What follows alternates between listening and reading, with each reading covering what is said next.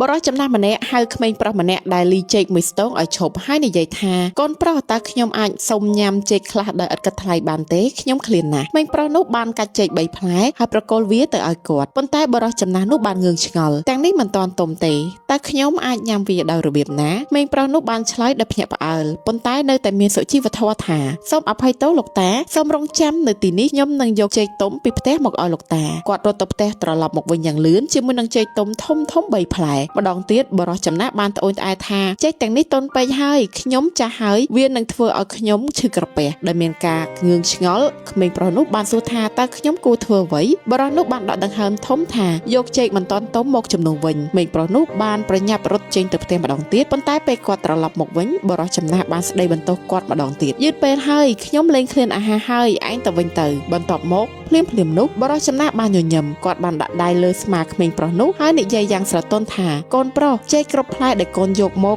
គឺល្អឥតខ្ចោះការត្អូញត្អែរបស់តាគ្រាន់តែបង្រៀនកូនប្រុសនៅមេរៀនមួយប៉ុណ្ណោះមិនថាកូនព្យាយាមយ៉ាងណាក៏ដោយអ្នកមិនអាចផ្គប់ចិត្តមនុស្សគ្រប់គ្នាបានទេមនុស្សនឹងតែងតែឃើញកំហុសទោះបីជាកូនខំប្រឹងប្រែងអស់ពីសមត្ថភាពក៏ដោយដូច្នេះកុំរស់នៅដើម្បីផ្គប់ចិត្តអ្នកដទៃចូលធ្វើជាខ្លួនឯងហើយធ្វើអ្វីដែលត្រឹមត្រូវ